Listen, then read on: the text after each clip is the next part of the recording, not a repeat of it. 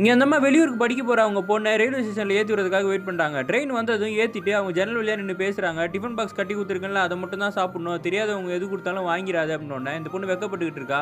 ஆப்போசிட்ல ஒரு ஃபேமிலி இருக்காங்க. அவங்க பார்த்து சிரிச்சுக்கிட்டு இருக்காங்க. அந்த ஆப்போசிட்ல இருக்க ஃபேமிலி இந்த பொண்ணுகிட்ட பேச ஆரம்பிக்கிறாங்க. நீங்க எங்க படிக்க போறீங்களான்னு கேட்டா, ஆமா காலேஜ் ஃபர்ஸ்ட் இயர்ன்னு. எங்க ஸ்டே பண்ணியிருக்கீங்கன்னு கேட்டா, ஹாஸ்டல்ல தான் ஸ்டே பண்ணியிருக்கேன்னு சொல்லிட்டு, அவங்களோட பையன கூப்பிட்டு இவ ஃபோன்ல இருக்க கேம் எல்லாம் கூட சேர்ந்து விளையாட ஆரம்பிக்கிறா. கொஞ்ச நேரத்துல அந்த ட்ரெயின்ல கால் நடக்க முடியாத ஒருத்தரு அந்த பக்கம் தவந்துகிட்டே வராரு. இந்த பக்கம் வந்தோனே அந்த குட்டி பையன்கிட்ட ஒரு சின்ன சாக்லேட்ட குடுக்குறாரு. அந்த பையனோட அப்பா, அம்மா பார்த்துட்டு அதெல்லாம் வாங்கக்கூடாது திருப்பி குட்றான்னு சொல்லி அவன அதட்டுறாங்க. அவர் போனதுக்கப்புறம் இந்த பொண்ணு என்ன பண்றா, பேக்ல இருந்து ஒரு பெரிய சாக்லேட் எடுத்து, "இத நீ வச்சுக்கோடா, அதெல்லாம் வேணான்னு" சொன்ன உடனே இவனும் வாங்கிக்கிறான். இதெல்லாம் கெட்ட பழக்கங்க குடுக்காதீங்கன்னு சொன்னாலும், பரவால்ல அவன் சாப்பிட்டுன்னு சொல்றாங்க.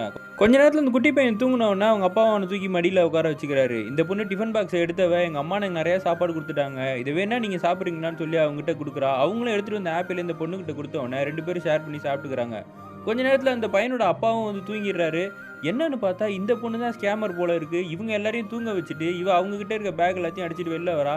அவங்க அம்மான்னு சொன்ன லேடி கூட அதே ட்ரெயின்ல தான் இருப்பாங்க. அவங்க 2 பேரும் பிளான் போட்டு தான் இத பண்ணியிருப்பாங்க.